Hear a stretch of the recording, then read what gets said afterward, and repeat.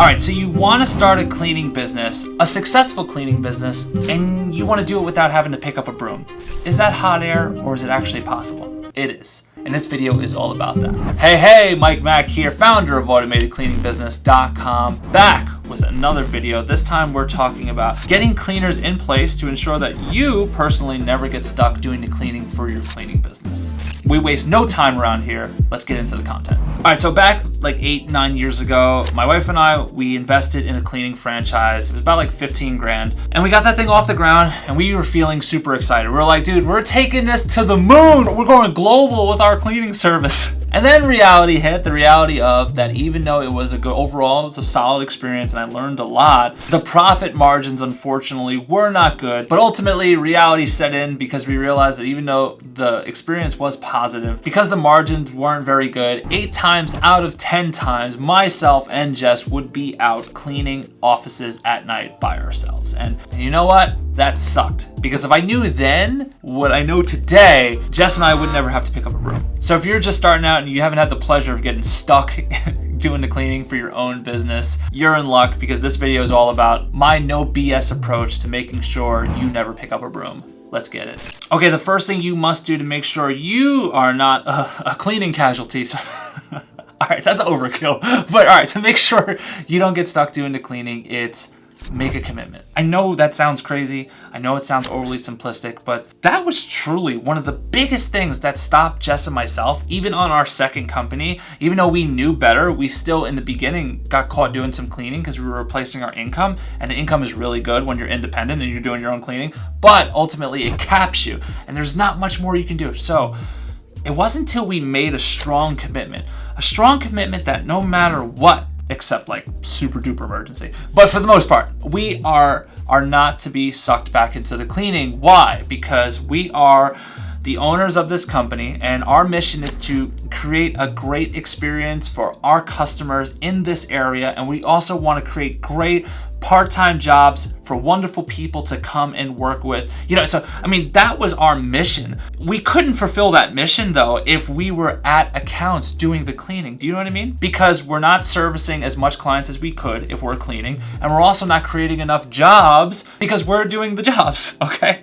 So if you make a commitment and then you almost remove it from your brain, like under no circumstances will we clean. We will find great people and we will put great people there. There are no exceptions to this rule. Believe it or not, something as simple as that made it to where we never came back. But there are 2 other things that you cannot miss, so let's get to those. Okay, the next thing is super practical and you must do it. And it's gonna feel a little bit uncomfortable at first, but it's important to ensure that you never do the cleaning, all right? And that is hire before you land accounts. What? How am I hiring before I get accounts? What do I do? Yes, you must hire people, talk to people. Hiring great people takes a little bit of time. So you always want to stay ahead of you landing accounts, all right? So it's better to invest some time in finding good people, cultivating some relationships, and then putting them in the locations versus getting the account, doing the cleaning, and then while you're busy trying to find great people and then training them. That's logistically, it makes things a nightmare, and I don't want you to do that. So talk to people early on. So you may say, all right, Mike, sounds good, but like, I don't have a space. How do I hire them? What you do is you just tell them point blank. Don't tell them you're brand new because that's uninspiring. Don't lie either. Middle ground. So all you have to do is just say, hey, in your particular area, I don't have a fit for you. But in the next few weeks, I plan on having something for you in the area. Obviously, if you find another opportunity somewhere else, I totally understand. But either way, why don't we keep in touch because I really think you'd be a great fit working with us. You see what I'm saying? Something like that is going to inspire confidence. You can get people super excited to work with you. And the reason why I say don't say you're brand new because other people do that and it's uninspiring because people are like, oh, you're a company, you're not even set up yet. You don't even know how to pay people, payroll. Avoid that by building great rapport with people, having great conversations, putting them, so to speak, on a bench.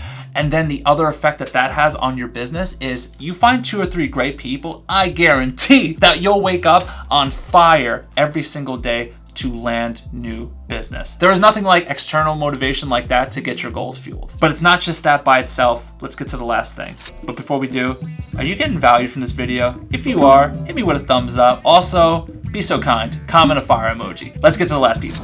Okay, the last piece is mindset, but it's super practical, and I see a lot of people making mistakes based on this, and that is buying the false hype.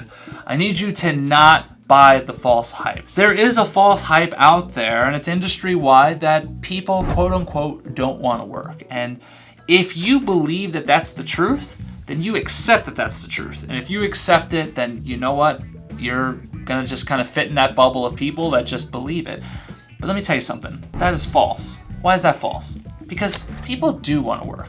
Maybe the people you're attracting to your business don't want to work, but I'm telling you right now, I live in a boring state in a small city, just outside of a small city, and I am not having any problems finding cleaners. And I believe in large part that is because I don't buy the false hype. No one in this company buys the false hype that people don't want to work. Of course that's not true. People just may not want to work for those companies. And I think that's really telling. So make sure that you constantly approach this with a positive mindset. Approach this with the type of mindset that this is a cool part-time job. This is a very cool part-time job. This is the type of part-time job you can go in, you can be antisocial, you don't have to connect with anybody, you don't have to talk with anybody, you could just put your headphones on, do your thing, and just keep it moving. You know how many part-time jobs out there people are working that if they only knew about this type of position, they would leave in a heartbeat to do this? I'm telling you, start looking at cleaning very differently because it is a cool job. Offer these cool jobs, people will take these cool jobs. And if you do these 3 things, you will never be picking up a broom in your company. And now that you're not doing that, you're gonna need to grow. And if you wanna grow, watch this video. For everyone else, if you want my direct help, first link in the description. Until the next time, everyone. Peace.